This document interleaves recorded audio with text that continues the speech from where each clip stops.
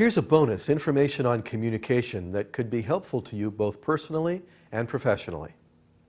Did you know that when people are receiving and creating communication, that they tend to portray one sense more than another? One sense is dominant. And there are three primary senses: auditory, how you hear; visual, how and what you see; and kinesthetic, all the other ones: taste, touch, feel, smell. You can tell which is the dominant sense in any given moment in time by a person's body language, how they breathe, and where their eyes are looking. If their eyes are looking in one way, they're remembering something, auditory, visual, or kinesthetic. If they're looking another way, they're imagining it in the future or perceiving it now. For our purposes, let's examine the use of vocabulary, the use of key words in communication. This will tell you what sense is dominant at a given moment with a person. If you can match that, you'll have more effective communication. If you don't match it, you may miss the mark in your communication. Here are a few examples. The word look, see, perspective, point of view. These are visual words. So when someone says, "You see what I'm saying? Now look here. Look. Look. Oh, that's my point of view. What's your point of view? Ah, I see your perspective." These are all visual words, visual language. At that given moment in time, and it may change quickly, but in that given moment, that person tends to be dominant in the visual sense. If you speak to them in any other way, you likely won't connect. Auditory. Someone says, "Can you hear me?" How does that sound to you? What was that again? Aha. That sounds right. That sounds right. I hear what you're saying. That's auditory. When someone uses language like that, their tendency is to be dominant at that moment in time in an auditory way. So if you speak to them in similar language, you may connect. If not, it's likely that you won't. And this is a way to be polite with people. Connection is a polite way to behave, to communicate effectively, politely. Now the third would be feeling, kinesthetic. If somebody says that word, feeling, they say, "This is how I feel, how do you feel?" The feeling is, "This is what my feeling is." Or if they're touching themselves, they say, "Well, you know," or if they start expressing themselves, they start being emotive. Or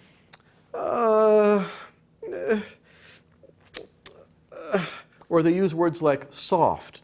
These are kinesthetic key words, and that means they're in a feeling mode. If you use look and hear with them, you may not connect very well.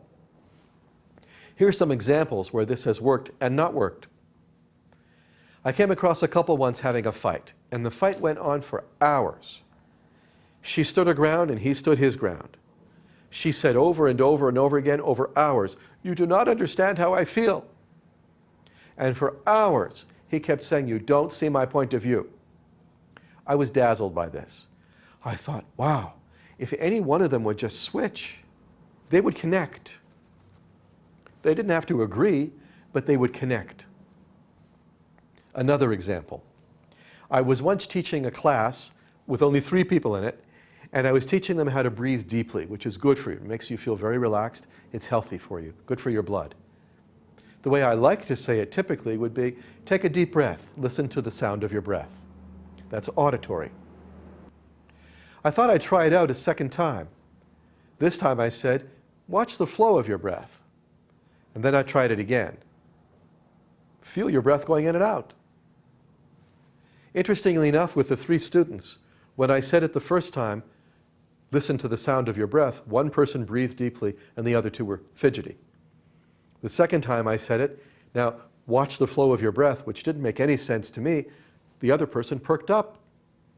And the third time when I said, now feel your breath going in and feel it coming out, the third person was able to do it very profoundly. So now I say it 3 times all the time. When I'm teaching people how to breathe deeply, I always say, now listen to your breath. Watch the flow of your breath. Feel that breath going in and out. That way I know I'm connecting with everybody in the room. Here are 2 more examples. How 2 senses cooperate. People who are very good musically, they have perfect pitch, they can sing a song from memory, or very aggravated when something is off key. These people are not just auditory, They're auditory and kinesthetic. They hear it and then it feels right or doesn't feel right. I knew a woman once who loved show tunes. She could sing any song from any musical going back 100 years. But she couldn't carry a tune. It was difficult to listen to her. I asked her one day, "What happens when you're singing?" She said, "I do what everybody does. I watch the little red rubber ball over the words, and I sing it." She was a visual singer. Thus, for those listening, it was not a good experience. For her, she just saw the song. She didn't hear it, and she didn't feel it. She had a good time. Good spellers. People who are excellent at spelling. They see the word, and they feel if it's right or wrong. Those who hear the word will likely make a lot of mistakes. When you're communicating with another person, do your best to pay attention to the words that they use and take those clues and match them. There's also neutral language that you can use. Understand, perceive, imagine. So imagine this. You are communicating with someone who says, "Look," and instead of responding with, "Well, this is how I feel," before you say that, say, "Aha, I see what you're saying." And if someone says, "What was that?" you can say, "Ah, can you hear me?" And if someone says, "Oh," you can say, "How are you feeling?"